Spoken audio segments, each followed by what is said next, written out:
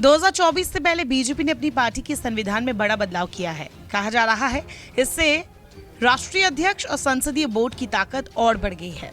दरअसल बीते दिनों दिल्ली में बीजेपी के राष्ट्रीय अधिवेशन में राष्ट्रीय अध्यक्ष की नियुक्ति को लेकर प्रस्ताव पास हुआ है।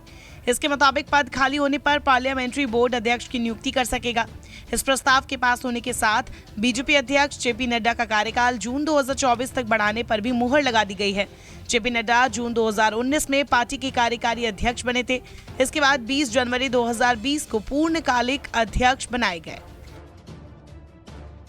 बीजेपी राष्ट्रीय महासचिव सुनील बंसल ने राष्ट्रीय अधिवेशन की बैठक के दूसरे और अंतिम दिन पार्टी संविधान के कुछ प्रावधानों में संशोधन का प्रस्ताव पेश किया, जिसे सर्वसम्मति से स्वीकार कर लिया गया। बीजेपी ने पार्टी संविधान में संशोधन करते हुए पार्टी के फैसले लेने वाली सर्वोच्च इकाई संसदीय बोर्ड को आपात स्थिति में पार्टी अध्यक्ष से संबंधित फैसला लेने की शक्ति दे दी है। अब पार्टी का संसदीय बोर्ड परिस्थिति के मुताबिक राष्ट्रीय अध्यक्ष के कार्यकाल को बढ़ाने या घटाने का फैसला कर सकता है।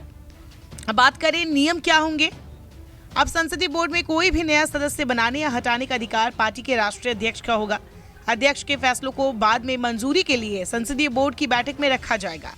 बीजेपी का संविधान संशोधन कर पार्टी के राष्ट्रीय अध्यक्ष और संसदीय बोर्ड की शक्तियों को बढ़ाया गया। पार्टी अध्यक्ष और संसदीय बोर्ड की शक्तियों को जरूर बढ़ाया गया है, लेकिन अभी ये साफ नहीं हो सका है कि संसदीय बोर्ड किसी नेता को 2 ही बार अध्यक्ष बना सकती है या उससे ज्यादा बार भी अध्यक्ष नियुक्त कर सकती है। अब अगर ये पूछे कि अब तक ये चुनाव कैसे होता था, तो बीजेपी के अब तक चले आ रहे नियमों के मुताबिक पार्टी अध्यक्ष का चुनाव एक निर्वाचक मंडल द्वारा किया जाता है, जिसमें राष्ट्रीय परिषद और प्रदेश परिषद के सभी सदस्य शामिल होते हैं।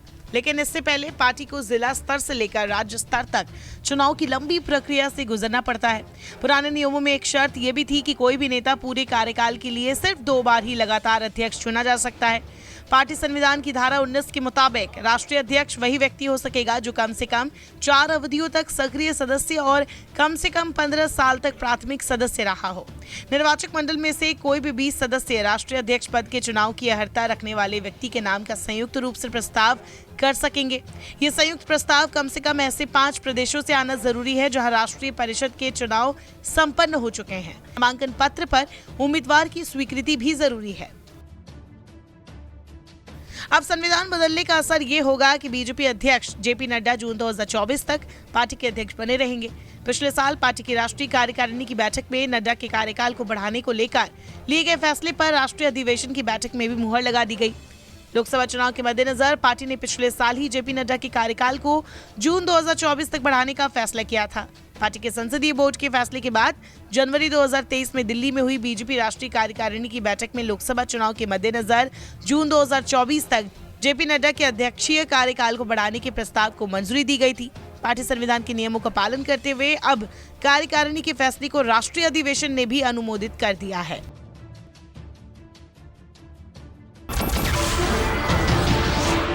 नमस्कार, मैं हूं मानक गुप्ता।